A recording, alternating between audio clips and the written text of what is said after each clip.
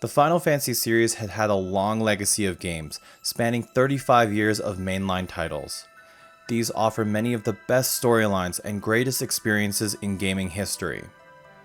However, as with any long-running series, the Final Fantasy franchise is no stranger to spin-off titles. Many of these offer different experiences within the franchise, whether it be through combat, the gameplay, or narratives. However, even though these spin-off titles fly under the radar for most gamers, Final Fantasy XIV still has an abundance of references and tributes to these spin-off games within the series. And so today, we'll be looking at several spin-off titles that are referenced in Final Fantasy XIV.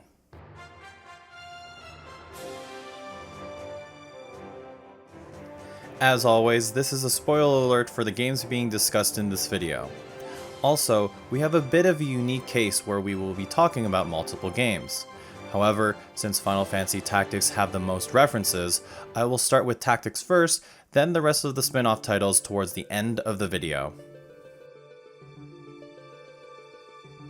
Final Fantasy Tactics was released in Japan in 1997. This game was the first time players entered the world of Ivalice.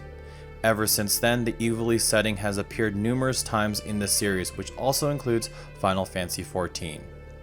In fact, the entire Stormblood Alliance raid is dedicated to the Ivalice world. Before entering the first Alliance raid, we are introduced to two important characters. We meet Ramza and Alma, although these are not the same ones from the War of the Lions story, but rather named after the Ramza and Alma of the War of the Lions legend. These two from the legend are based on the characters from Tactics. After the first raid, we meet a man named Genomus Sen Lexentail, who is later to be revealed to be Arazlam Durai, an ancestor to Auron Durai. These two characters are named after Arazlam and Auron from Tactics. We enter the first of the Ivalice raid, the royal city of Rabanastre. The music starting the raid is Trisection.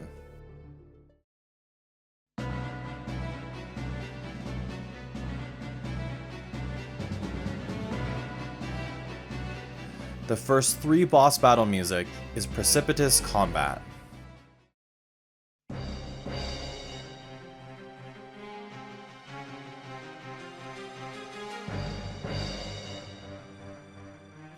Underneath the city contains the lost city known as Lasalia, which is a reference to the same city in Tactics. The first boss within Lasalia is known as Rofukal. At first, this boss seems to be an original boss. Upon research, however, this is meant to be the Sagittarius Lucavi within the game, as seen in this picture. The boss has a number of attacks inspired from Tactics, such as Crush Helm and Crush Weapon. This next boss is Argath. This character is based off of Argath, a party member within the first chapter of Tactics, and a boss battle later on in the game. However, in 14, Argath becomes a Lucavi. The music played here is Ultima's Transformation.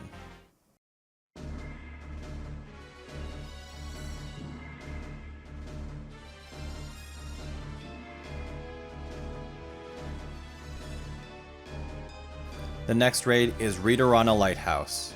The third boss is known as Construct 7, named after a boss enemy in Tactics.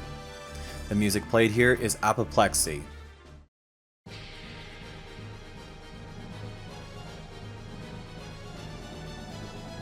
The infamous math mechanic within this fight is actually loosely based off of the arithmetic job in Tactics, in which there is an ability where spells can trigger based off of the level of the character on the battlefield. And in the lighthouse's last area, it's known as the Clockwork City of Gog, named after the same area in Tactics, also where Construct 8 was found. And finally, we enter the last part of the Alliance raid, the Orbon Monastery. We start off the raid with the music Under the Stars.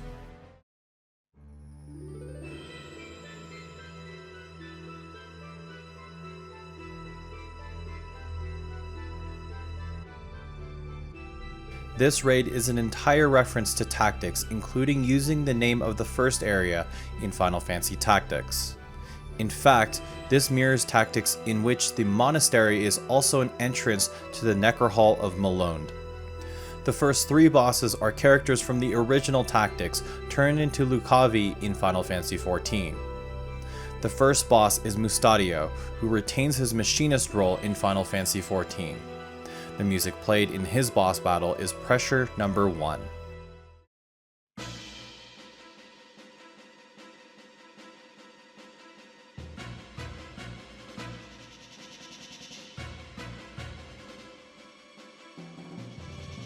The second boss is the Holy Knight Agrias.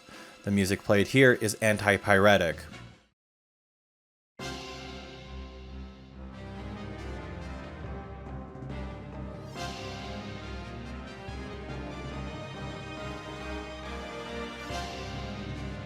She retains many of the same abilities she had in the original Tactics, such as Hollowed Bolt,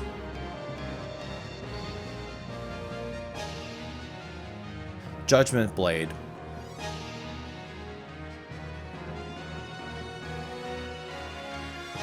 Divine Ruination,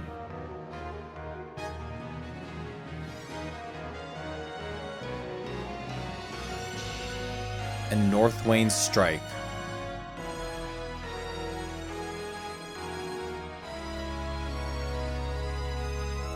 The third boss is Thunder God Cid.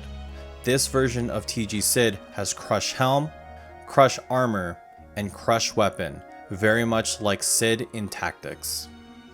The music played here is actually not from Final Fantasy Tactics, but rather another Ivalice game, Vagrant Story.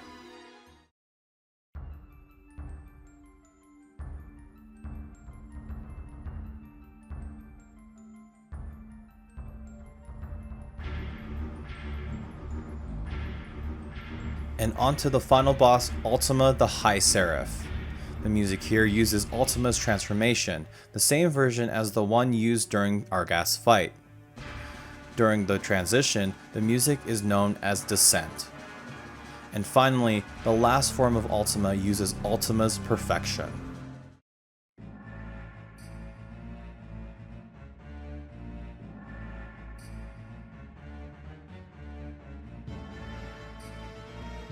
There are several winged Ultimas that spawn throughout the fight, but modeled based off of the first fight with Ultima in Tactics.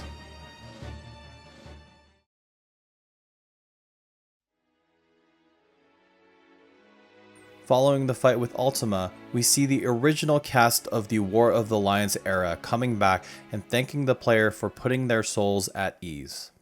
Delita as well shows up and makes amends to Ramza before they say their final goodbyes. After this raid, a wind-up Ramza is available to roll on for all players.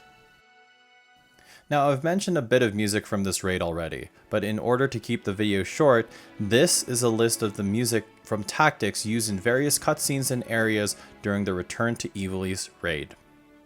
And finally, the many glamours obtained within this raid are outfits based off of the characters and job outfits seen in Tactics.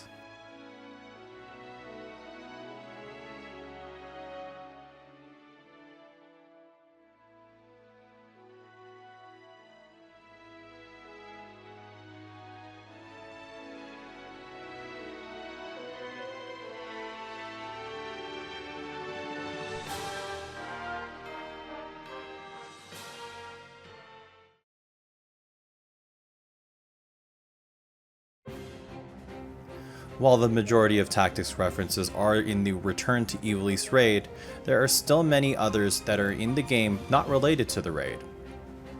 When we first meet Cid in the main scenario, he is seen with a brown garment, very much like the outfit we see Cidolfus in Tactics.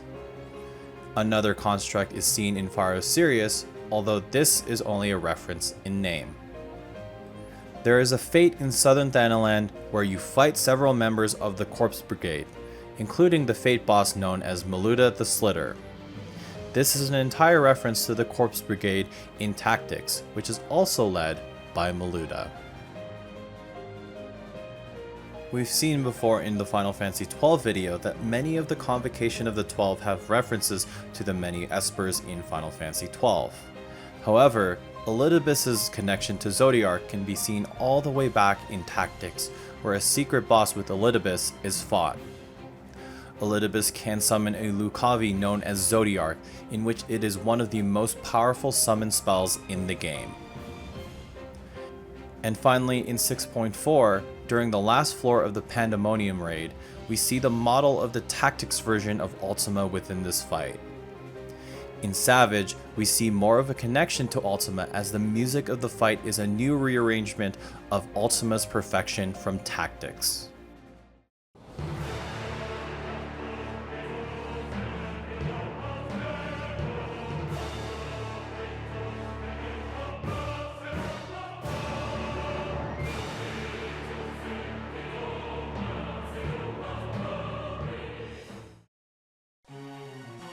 Now that we have the original Tactics out of the way, let's talk about the references to the sequels to Tactics.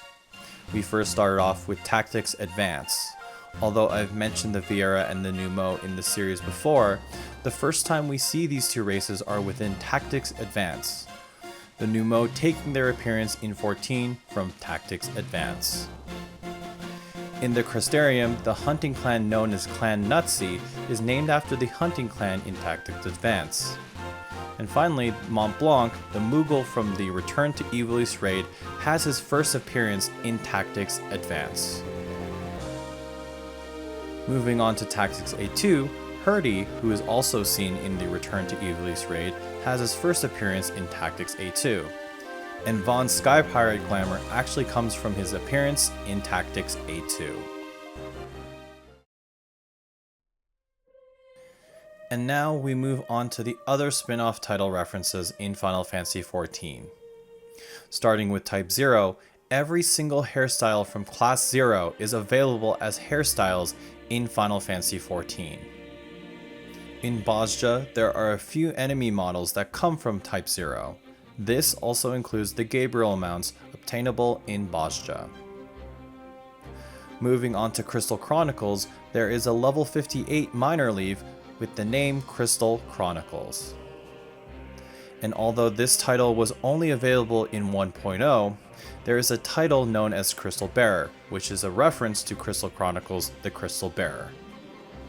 The ability Spirits Within is a reference to the 2001 movie Final Fantasy Spirits Within.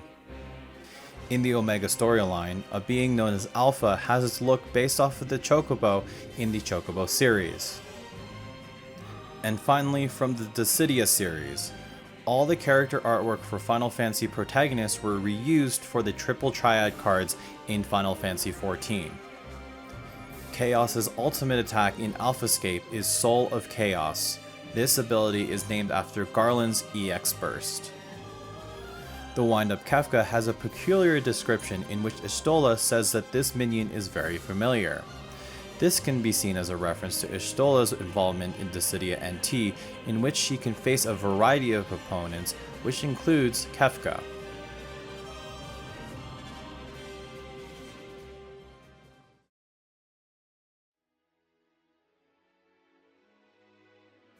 With how large Final Fantasy XIV is as a game, it's no surprise that this game will reference many of the spin-off titles as well.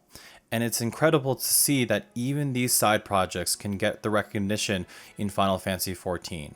And this certainly will not be the last we see of these other Final Fantasy titles. Thank you for watching. As always, if you enjoyed the video, don't forget to like and subscribe. It will always be appreciated. And let me just take the time to say, I appreciate everyone who has shown support in this series.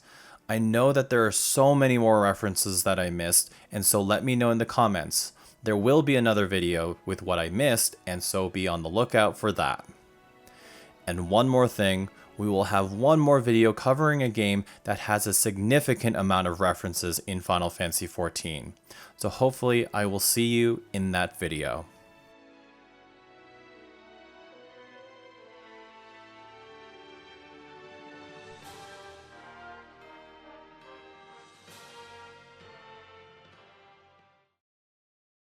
Activating short-range attack gear.